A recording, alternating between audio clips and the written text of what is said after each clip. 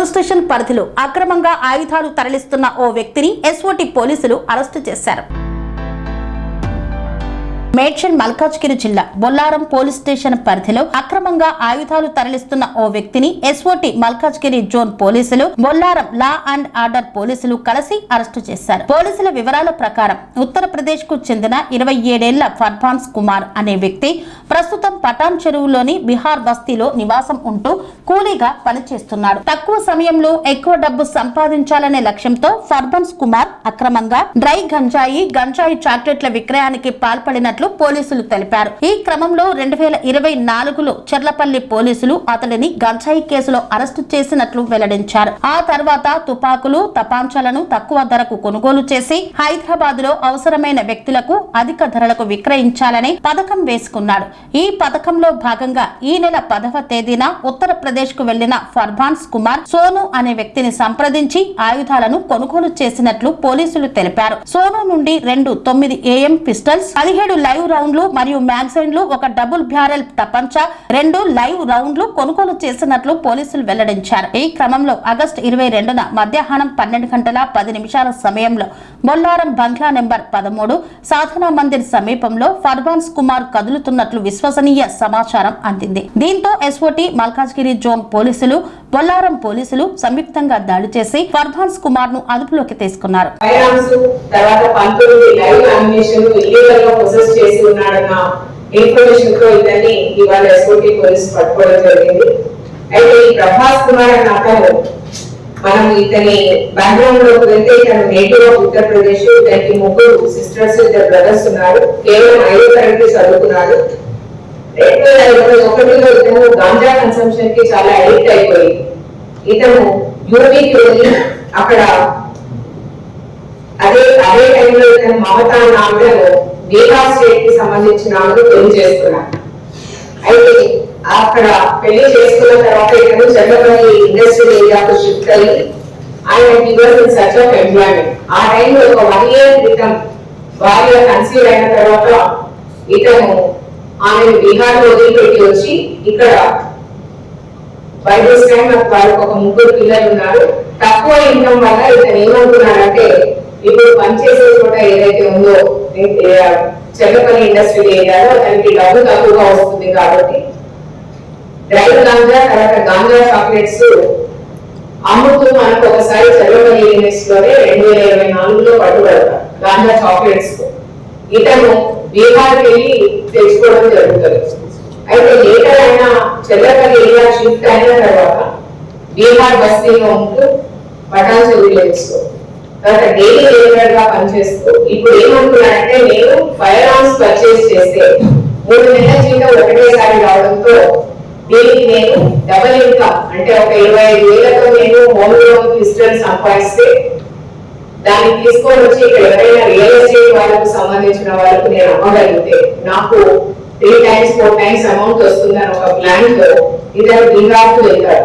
10వ తారీఖు 8వ నెల వెళ్ళి అక్కడ సోను అన్నతను కాంటాక్ట్ చేయడానికి ప్రయత్నం చేస్తారు. ఈ సోను అన్నతను ఆల్రెడీ ఇతనికి ముందు గాంజా, డ్రై గాంజా, కొంత గాంజా చాక్లెట్స్ చాలా చిన్న మొత్తంలో సప్లై చేయడం చేసేవాడు.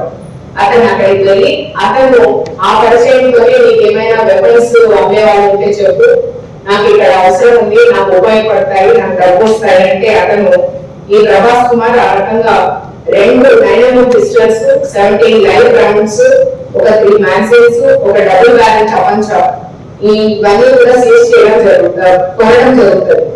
ఇది కేవలం ఈ వెపన్స్ అమ్మి డబ్బు సంపాదించాలన్న ఒక నెపంతో మాత్రమే ఇది ప్రొడ్యూస్ చేస్తారు. అట్లా ఉండగా ఈ రోజు 22వ తారీఖు 12 గంటలకు ఈ ప్రభాస్ కుమార్ మన ఏరియా బొల్లారం ఏరియాలో తిరుగుతూ బంగ్లా నెంబర్ 13 ఏరియాలో ఇతను ఇన్ఫర్మేషన్ ఎస్ఓటి ఇన్ఫర్మేషన్ మీద ఇతన్ని పట్టుకోవడం జరిగింది. పట్టుకుంటే ఇతను మనకి led to all 3 weapons which he procured. ఆ 3 weapons 2 9mm pistols with 3 magazines, 17 live rounds and ఒక డబుల్ బ్యారెల్ తపంచా. అయితే ప్రీవియస్ గా ఇతను మనకు చెర్లపల్లి పోలీస్ స్టేషన్ లో 149/24 లో ఎన్డీపీఎస్ యాక్ట్ లో అరెస్ట్ అయ్యాడు. గాంజా చాక్లెట్స్ కొద్ది మొత్తంలో కన్స్యూమర్ అయితే ఇతని దగ్గర నుంచి ఇవాళ సీజ్ చేసిన ప్రాపర్టీ 2 9mm పిస్టల్స్, ఒక డబుల్ బ్యారెల్ ప్రపంచ, 3 మ్యాగజైన్స్, 17 లైవ్ రౌండ్స్, 0.65 mm ఒకటి, తర్వాత 0.8 mm మొబైల్ ఫోన్ ఒకటి. మాకు ఈ దిశగా పబ్లిక్ కి మేమేం అపీల్ చేస్తున్నామంటే ఎవరు కూడా ఇల్లీగల్ పొజిషన్ ఆఫ్ ఫార్మ్స్ ఎక్కడి నుంచి కూడా ప్రొక్యూర్ చేసుకోవడానికి లేదు. తెలంగాణకు వచ్చి లేబర్ కానీ ఇంకే రకమైన పని చేసుకున్నా కూడా ఇలాంటివి చేసుకుంటే పోలీస్ కి సరైన సమాచారం దొరికిన ఎంబడే అండ్ దొరుకుతుంది, ప్లస్ తగిన సమాచారం పెడతామని. కాబట్టి అలాంటి ఇల్లీగల్ పొజిషన్, ఇల్లీగల్ యాక్టివిటీస్ కి తెలంగాణలో ముందు చేయకూడదని ఇది చెప్తున్నాము. ఇట్లానే పర్చేస్ కానీ సేల్ కానీ ఇక్కడ ఎవరు కొనడానికి ప్రయత్నం చేసినా, సేల్ చేయడానికి ప్రయత్నం చేసినా తగిన చర్యలు ఉంటాయని తెలియజేస్తున్నాం. అండ్ పబ్లిక్ కి అట్లార్జ్ ఇల్లీగల్ పొజిషన్ ఆఫ్ ఫార్మ్స్ చాలా పెద్ద క్రైమ్ ఇది. అది కాబట్టి ఇలాంటి సమాచారం ఎవరికైనా ఉంటే కూడా, ఒకవేళ అలా ఉంటే కూడా మాకు తెలియజేయమని కోరుకుంటున్నాం. ఈ ఆపరేషన్ మొత్తం కూడా శ్రీధర్ డీసీపీ మల్కాజ్గిరి, అట్లానే మనోహర్ డీసీపీ ఎస్ఓటి, తర్వాత Malkajgiri entire SOT team, Jawahar Nagar division కి సంబంధించిన జానయ్య ఇన్స్పెక్టర్ ఎస్ఓటి, తర్వాత రామలక్ష్మణ్ రాజు ఎస్ఓటి బొల్లారం పోలీస్ స్టేషన్, తగిన మా ఎస్ఓటి సిబ్బంది అందరూ కూడా దీంట్లో పార్టిసిపేట్ చేయడం, వాళ్ళందరినీ కూడా అభినందిస్తున్నాం. లేకుండా నడుపుతున్నారన్న ఇన్ఫర్మేషన్ ఇంక్లూడింగ్ పాలకు సంబంధించి కూడా ఉంది. ఫర్ ఎగ్జాంపుల్ క్రీమ్ ని ఆర్టిఫిషియల్ గా ఆయిల్ తో కలిపి క్రీమ్ తయారు చేస్తారని తెలుస్తుంది. కాకపోతే మా దగ్గర ఇంకా ఖచ్చితమైన సమాచారంతో మేము ముందు కూడా ట్రై టు అంటే ఇలాంటి వాళ్ళని పట్టుకోవడానికి ప్రయత్నం చేస్తాము. కాకపోతే అది నివారణనే మంచిదని కూడా సజెస్ట్ చేస్తున్నాం. ఎక్కడైనా సమాచారం వస్తే కూడా ఇవ్వవలసిందిగా కోరుకుంటున్నాం. వీళ్ళిద్దరిని మనం పట్టుకోవడం జరిగింది. ఈ 14.2 కేజీల వరకు మనందరికీ తెలుసు. ఒక 25 కేజీల గాంజా మనం ప్రెస్ చేస్తే ఒక 1 గాంజా కంటే కూడా ఒక 70 టైమ్స్, అంటే అది ఒక 20% అయితే ఇది 70% కాన్సన్ట్రేషన్ ఉంటుంది. సో ఇలాంటిది మనం ప్రివెంట్ చేయగలిగాము.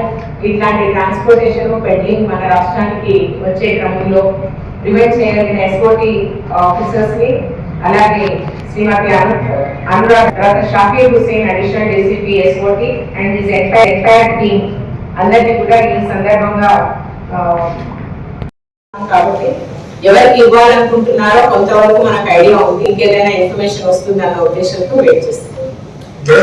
కేసులో పట్టుబడిన వ్యక్తులు కేవలం క్యారియర్స్ మాత్రమేనా, సప్లైస్ కింగ్ పిన్స్ వీళ్ళిద్దరు పేరు నుంచి ఉన్నాయి. ఓన్లీ థింగ్ ఇస్ వాళ్ళు ఇక్కడికి తేవాలని అనుకోవడం అన్నది మనము అదొక యాంగిల్ లోనే గమనిస్తున్నాం.